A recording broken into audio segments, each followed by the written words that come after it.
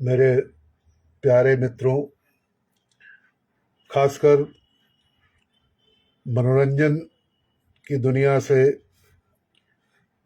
जुड़े हुए, संगीत से जुड़े हुए, फिल्मी संगीत से जुड़े हुए प्यारे मित्रों को गौतम कोमल गांधार,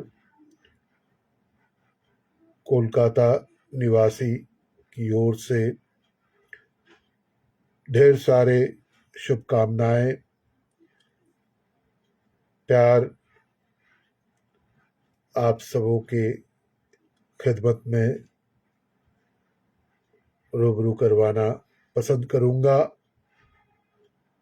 बिनाका गीत माला का सुरीला सफर, जो मैंने पूर्व में भी आप सबों से मैं शेयर कर गौरवान्वित महसूस किया और आज भी करते रहूंगा। हमारे बड़े ही आदरणीय, हर दिल अजीज जयपुर के निवासी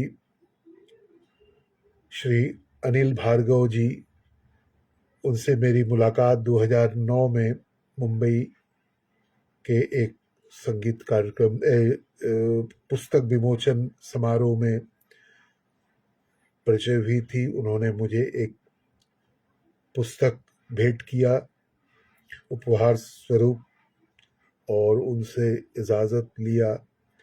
ये इजाज़त उनसे ली थी 2009 में कि अनिल भार्गव जी, आपसे ये पुस्तक तो मिला, लेकिन मैं बीच बीच में आपके इस पुस्तक को तो मैं पढ़ते रहूंगा और पढ़ने के साथ साथ ये जो सोशल मीडिया प्लेटफॉर्म अति उत्तम एक मंच, मंदिर कहिए सोशल मीडिया, इसको अगर ठीक से इसका व्यवहार किया जाए, इसका अगर ठीक से सदुपयोग किया जाए तो मेटा फेसबुक लाइव बहुत ही अच्छा सुगम प्लेटफॉर्म मैं कहता हूँ।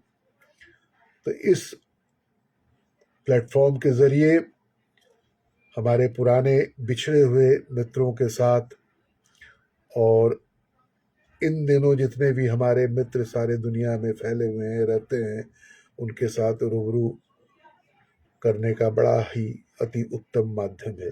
तो श्री अनिल भार्गव जी से ये पुस्तक मुझे मिली और इस पुस्तक को मैं दिखाना भी पसंद करूंगा।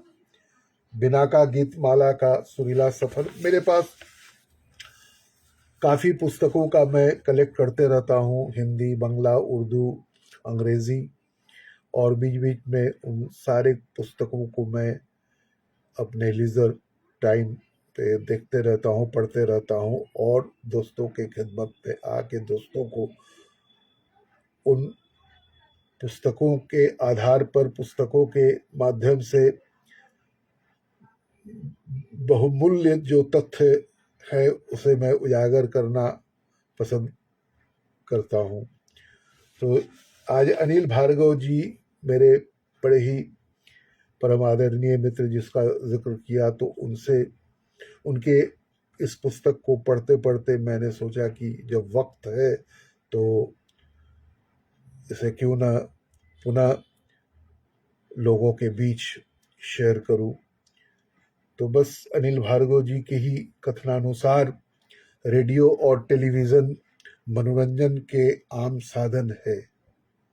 श्रोताओं व दर्शकों का दिल बहलाने के लिए विभिन्न प्रकार के कार्यक्रम इन पर प्रस्तुत किए जाते हैं। यह श्रोता की मर्जी पर है कि वो किस कार्यक्रम को सुने या न सुने, अथवा देखे या न देखे। हाल के वर्षों में टेलीविज़न पर कुछ ऐसे धारावाहिक तथा गेम शो प्रसारित हुए जिन्होंने पूरे देश में जबरदस्त लोकप्रियता हासिल की, लेकिन सभी टीवी कार्यक्रम ऐसी सफलता प्राप्त नहीं कर पाते हैं। समय समय पर विभिन्न कार्यक्रमों को रेटिंग ऊपर नीचे होते रहती है। बहुत कम ही कोई एक ऐसा कार्यक्रम प्रोग्राम लंबे समय तक शीर्ष स्थान पर रहता है। रेडियो कार्यक्रमों के साथ भी ऐसा ही होता है। आज से 55 क्या, आज से कम समझिए कि 75, 80, 70 से 80 वर्ष पहले जब देश में रेडियो का व्यापक चलन शुरू हुआ था, उस समय बहुत कम रेडियो स्टेशन थे। देश का जो प्रमुख केंद्र आकाशवाणी था, जहां से अनेक प्रकार के कार्यक्रम तो प्रसारित होते थे, लेकिन आम रुचि के मनोरंजक कार्यक्रमों का यहाँ अभाव था। अब विविध भारती पर विज्ञापन सेवा भी एक नंबर, जो 1967 से शुरू हुई थी, 1967 से।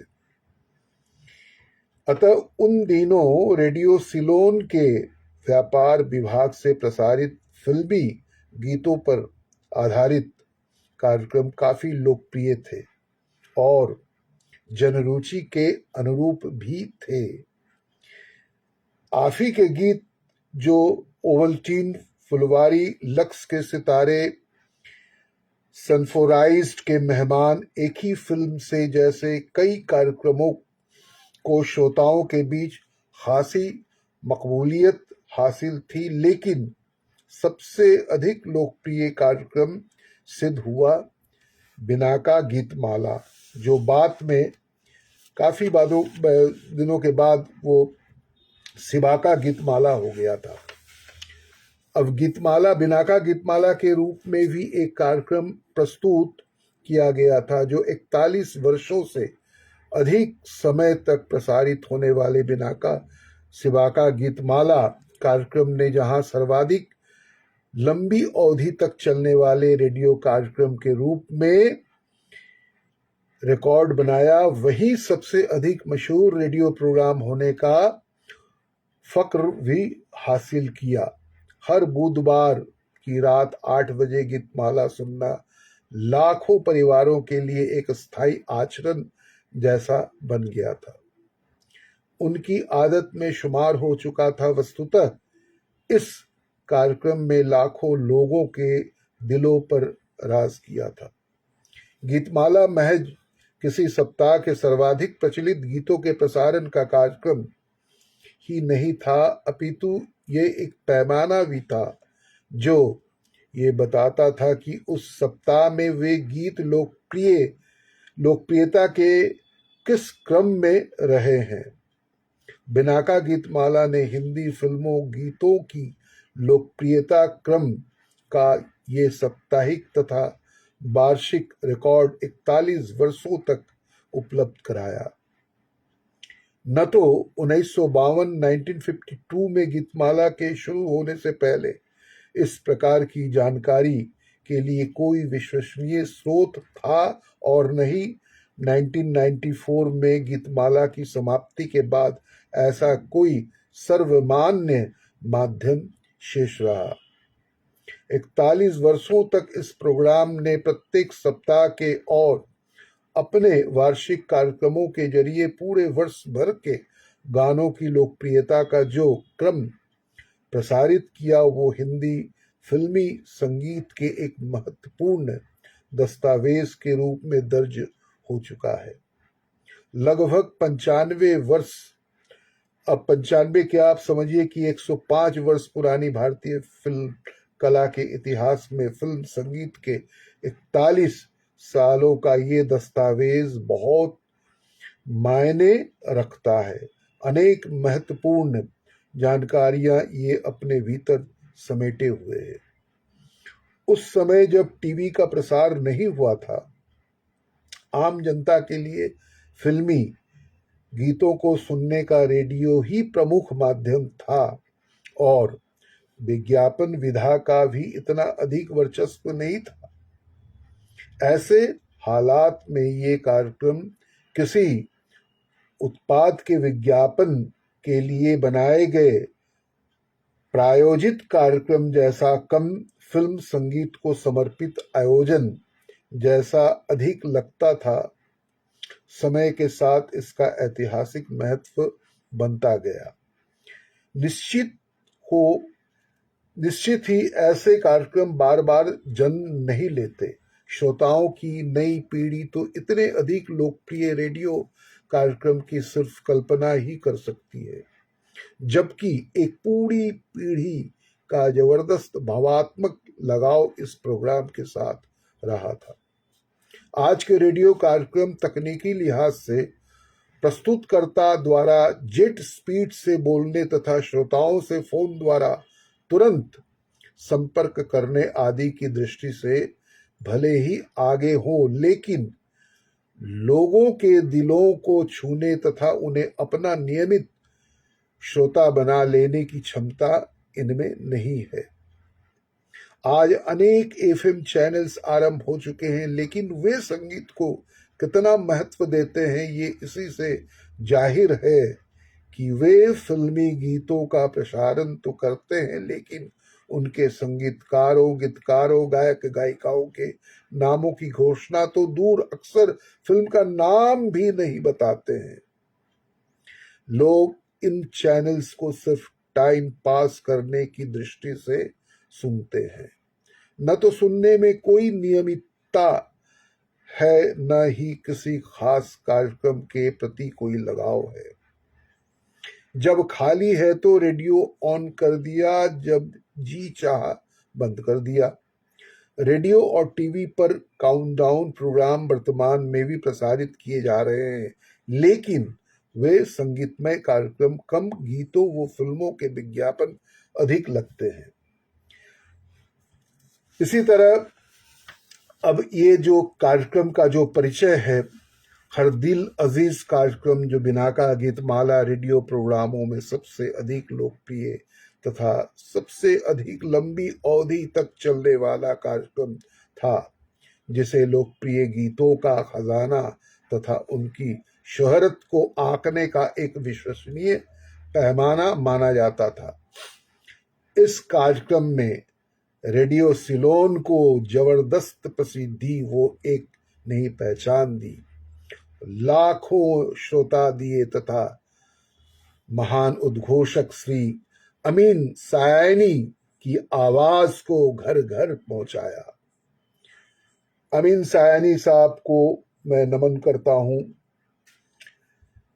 चूंकि उनका जिक्र आते ही महान उद्घोषक जो लाखों श्रोताओं का दिल उन्होंने जीता, अभी भी उनकी ये मधुर आवाजों को मैं सुनते रहता हूं। इसी तरह देश ही नहीं बल्कि विदेशों में भी इस कार्यक्रम के अनगिनत प्रशंसक थे, जो नियमित रूप से इस कार्यक्रम को सुनते थे। अब देश की सीमाओं से पार हिंदी सिने संगीत को मकबूलियत हासिल कराने में इसका काफी बड़ा योगदान रहा।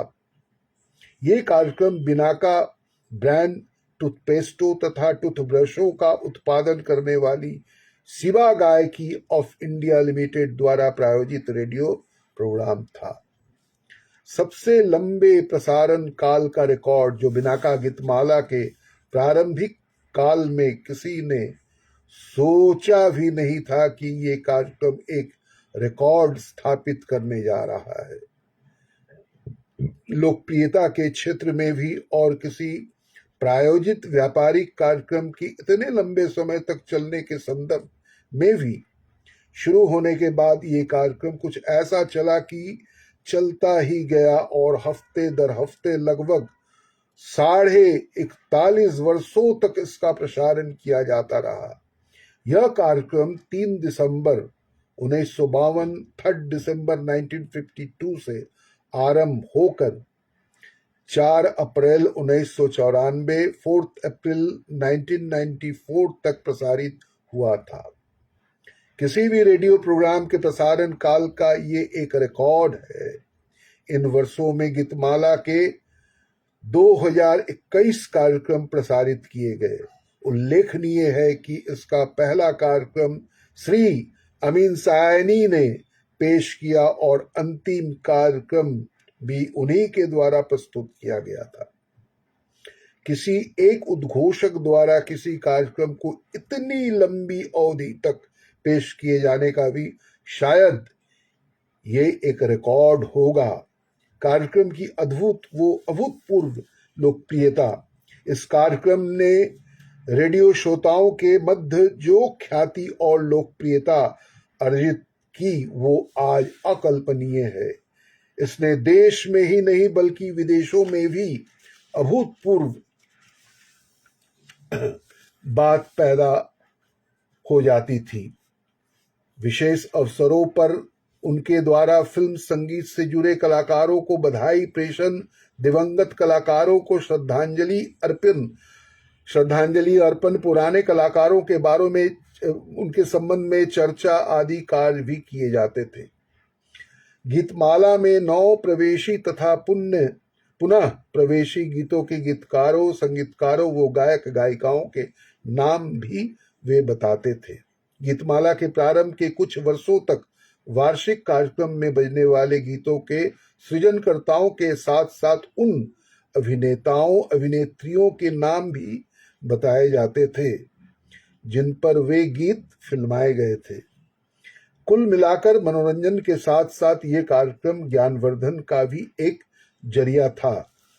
कभी कभी जब अमीन सायानी छुट्टियां बिताकर लौटते तो जहां की वे सैर करके आते थे वहां की जानकारी तथा अपने अनुभव कार्यक्रमों के माध्यम से श्रोताओं को बताते थे। और हाँ, कार्यक्रम के अंत में पत्राचार करने हेतु वे कार्यक्रम का पता अक्सर बताया करते थे जो हर श्रोता को कंठस्थ हो चुका था। Binaca Geetmala, post bag number 439, Bambai number 1। कार्यक्रम के दौरान विज्ञापन।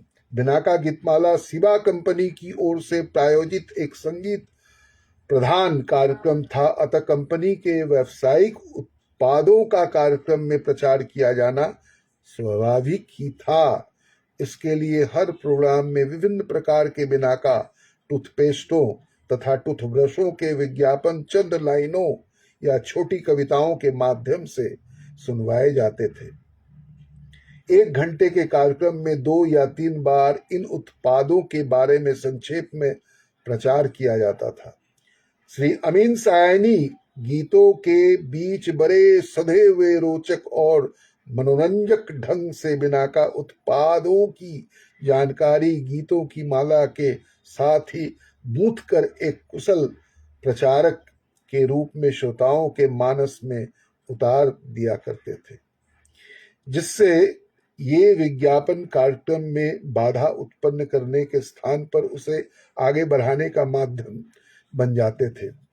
समय समय पर कार्यक्रम में किए गए महत्वपूर्ण परिवर्तन, जो जैसे नाम में परिवर्तन, 21 मई 1986, 1986 21 मई से कार्यक्रम का नाम बिनाका गीतमाला से बदलकर सिबाका गीतमाला कर दिया गया था।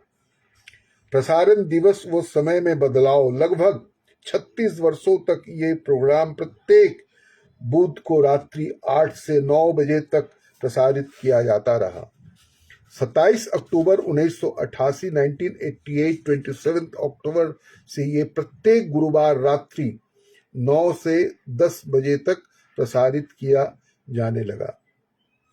गीतों की संख्या में परिवर्तन, जो 6 अप्रैल 1989 से प्रत्येक साप्ताहिक कार्यक्रम में 16 के स्थान पर 14 गाने बजाए जाने लगे थे। 1989 6 अप्रैल से विविध भारती से प्रसारण, जो 6 नवंबर 1989 से ये कार्यक्रम सिबाका गीतमाला के रूप में हर सोमवार रात को 9 बजे से आकाशवाणी के 24 विविध भारती स्टेशनों से भी ब्रॉडकास्ट किया जाने लगा था। इनके अतिरिक्त 1966 1966 में सरताज गीतों का चलन, 1981 1981 से कार्यक्रम में गैर फिल्मी गीतों तथा पुराने फिल्मी गीतों का प्रवेश जैसे बदलाव भी गीतमाला में समय समय पर आए। उपरोक्त सभी परिवर्तनों के बारे में हम संबंधित वर्षों के विवरण भी विस्तार से चर्चा करेंगे। कार्यक्रम का समापन 4 अप्रैल 1994, 4 अप्रैल 1994 को सिवाका बिनाका गीतमाला का अंतिम प्रोग्राम ब्रॉडकास्ट हुआ। तदुपरांत श्रीलंका तथा विविध भारती दोनों स्थानों से इसका प्रसारण बंद हो गया। मूल कार्यक्रम की समाप्ति के पश्चात भी प्रायोजित कंपनी द्वारा मिलते जुलते नाम से कुछ अन्य कार्यक्रम टीवी तथा रेडियो पर प्रसारित किए जाते रहे थे। 20 फरवरी 1994, 20 फरवरी 1994 से दूरदर्शन के मेट्रो चैनल्स पर दिखाया जाने वाला सिवाका गीतमाला तथा 18 फरवरी 2001 से विविध भारती के 22 स्टेशनों से आरंभ किया गया, जो कोलगेट सिवाका गीतमाला इसी प्रकार के कार्यक्रम थे जिनके बारे में आगे चलकर विस्तार से बताया गया है। इन कार्यक्रमों के प्रस्तुतकर्ता भी अमीन सायनी ही थे। गीतों की लोकप्रियता मापने का विश्वसनीय पैमाना। अपने संपूर्ण प्रसारण काल के दौरान बिनाका सिवाका गीतमाला फिल्मी गीतों की लोकप्रियता मापने का एक सर्वमान्य पैमाना बनी रही। कोई गीत कितना चल रहा है या कितना लोकप्रिय है, ये ज्ञात करने का सबसे सुलभ माध्यम गीतमाला थी। किसी गीत के इस कार्यक्रम में शामिल होने का अर्थ ही यह था कि गीत लोकप्रिय है या उसने लोकप्रिय होना शुरू कर दिया है। ऊपरी पायदानों पर बजने का मतलब ही गीत का हिट हो जाना था। आज भी तत्कालीन गीतों की लोकप्रियता बताने के लिए गीतमाला को ही मापदंड के रूप में प्रयोग करते हैं। आज भी हिंदी फिल्मों के जो गीतों से संबंधित अनेक लेखों में जब किसी गीत विशेष की ये किसी फिल्म विशेष के गीत की लोकप्रियता का जिक्र किया जाता है तो लिखा जाता है कि इस गीत में बिनाका गीतमाला ने धूम मचा दी थी, या गीत बिनाका गीतमाला में अनेक बार शीर्ष पायदान पर रहा था और इस फिल्म के गीत बिनाका गीतमाला में खूब बजे थे। गीत की लोकप्रियता का और कोई प्रमाण देने की आवश्यकता नहीं है। गीतमाला में उसकी स्थिति का जिक्र कर देना ही पर्याप्त है। सबसे महत्वपूर्ण तथ्य यह है कि लोग इस प्रसारण पर विश्वास भी करते हैं। इस प्रकार फिल्मी गानों की लोकप्रियता मापने की एक विश्वसनीय कसौटी के रूप में गीतमाला ने अपार ख्याति अर्जित की थी।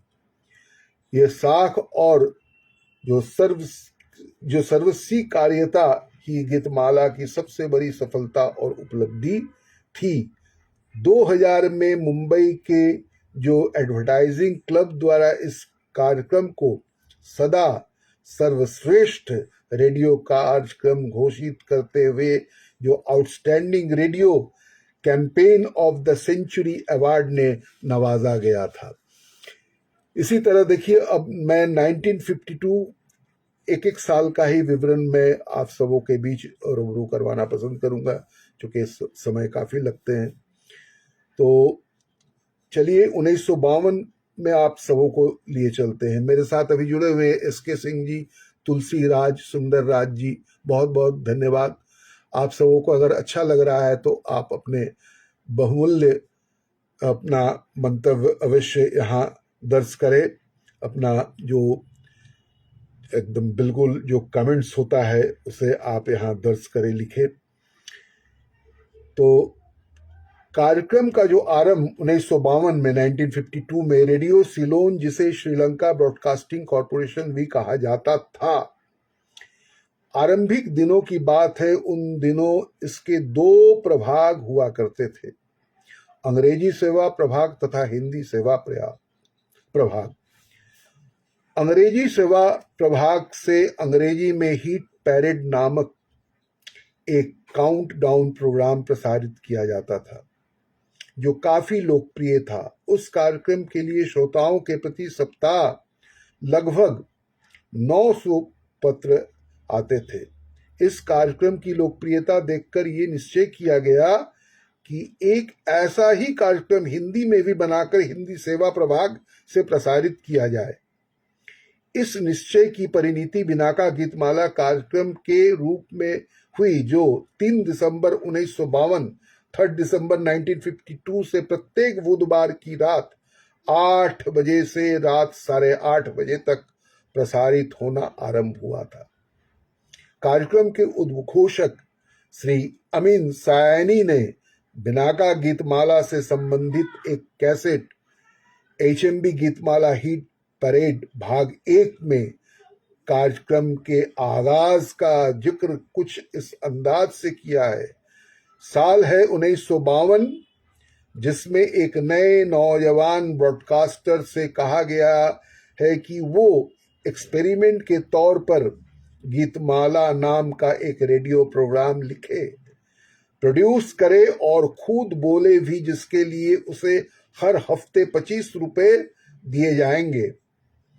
जी हाँ, वो नौजवान ब्रॉडकास्टर में ही था। खैर, तो प्रोग्राम तैयार हुआ और ब्रॉडकास्ट हुआ और पहले ही हफ्ते से दाखिल हो गया सुनने वालों के दिलों में।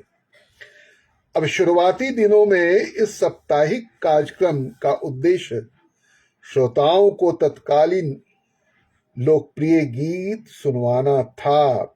अतः यह कार्यक्रम फिल्मी गीतों के एक सामान्य कार्यक्रम के रूप में ही आरंभ हुआ था, लेकिन लोगों की लोकप्रिय गीतों को सुनने की चाह कहिए या कार्यक्रम के नया वो अनूठापन कहिए या श्री अमीन सायनी द्वारा रोचक और मनमोहक प्रस्तुतिकरण कहिए, ये कार्यक्रम श्रोताओं को इस कदर पसंद आया कि आगे चलकर यह न सिर्फ भारत में बल्कि एशिया के अन्य कई देशों में संगीत प्रेमियों की पहली पसंद का रेडियो कार्यक्रम बन गया।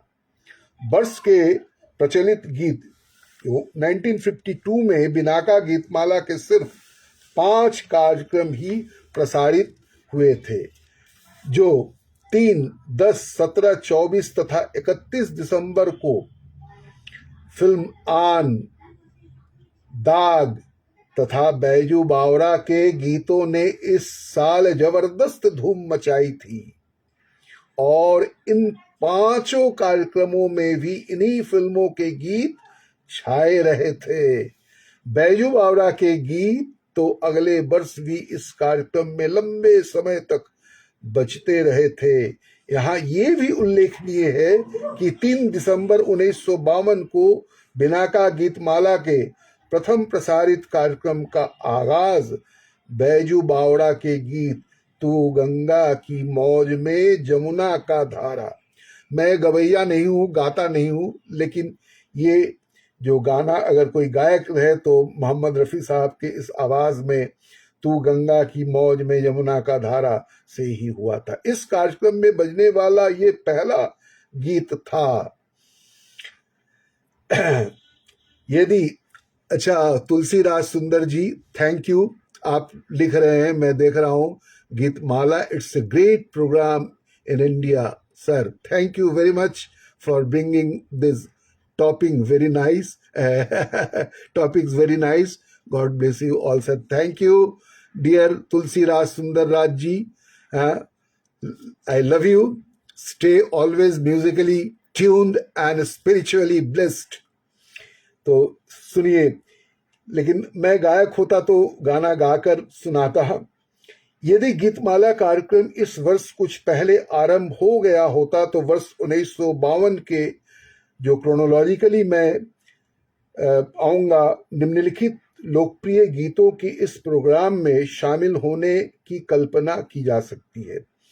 आन फिल्म का जो गाना था, मान मेरा एहसान अरे नादान की मैंने तुझसे किया है प्यार, ये महान संगीतकार नौशाद साहब का ये संगीत था और गीतकार थे महान गीतकार शकील बदायूनी साहब और महान मखमली आवाज के सरताज मोहम्मद रफ़ी साहब। आन का ये दूसरा गाना भी था, देखिए, तुझे खो दिया हमने पाने के बाद तेरी याद आई। लता मंगेशकर जी की सुरीली आवाज में ये गाना पेश किया गया था और शकील बदायूनी साहब ही गीतकार थे, और जैसा बताया नौशाद साहब थे संगीतकार। बैजू बावड़ा का ये गीत ओ दुनिया के रखवाले सुन दर्द भरे मेरे नाले, बैजू बावड़ा के भी संगीत निर्देशक थे नौशाद साहब, और महान गीतकार शकील बदायूनी जी और मोहम्मद रफ़ी साहब के मखमली आवाज़ के माध्यम से ओ दुनिया के रखवाले सुन दर्द भरे मेरे नाले। बैजू बावड़ा का अगला गीत बचपन की मोहब्बत को दिल से ना जुदा करना, लता मंगेशकर की आवाज़ में, और शकील बदायूनी साहब ही थे गीतकार, नौशाद साहब थे संगीतकार। दाग फिल्म का ये दूसरा गीत प्रीत ये कैसी बोल री दुनिया, रीत ये कैसी बोल, शंकर जयकिशन साहब थे महान संगीतकार, और महान गीतकार थे शैलेंद्र जी, और लता जी के अपनी सुरीली आवाज से इस गीत को पेश किया गया। नौबहार फिल्म का ये गाना ना मैं जानू आरती वंदन, ऐरी मैं तो प्रेम दीवानी, रोशन साहब थे महान संगीतकार, और सतेंद्र अथैया साहब थे गीतकार। लता मंगेशकर जी ने बखूबी के साथ इस गीत को पेश की। सिनसिना की बबला बू ये फिल्म का गाना, तुम क्या जानो तुम्हारी याद में हम कितना रोए, महान संगीत निर्देशक सी रामचंद्र साहब थे, और गीतकार थे महान गीतकार पीएल संतोषी जी, और लता मंगेशकर जी ने अपनी सुरीली आवाज के माध्यम से इस गीत को पेश की।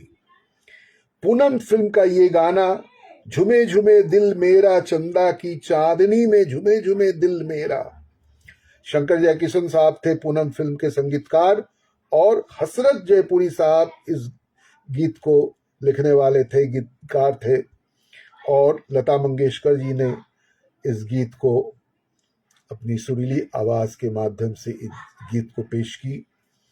वर्ष के सर्वाधिक लोकप्रिय गीत बिनाका गीतमाला कार्यक्रम चूंकि वर्ष 1952 के अंत में आरंभ हुआ था, अतः इसका वार्षिक कार्यक्रम उस साल प्रसारित नहीं हुआ था। जो उस साल के चुनिंदा सबसे अधिक मशहूर गीतों की सूचना मैं लाऊंगा। यदि उस वर्ष गीतमाला का वार्षिक कार्यक्रम मनाया जाता तो ये गीत उनमें अवश्य ही शामिल होते।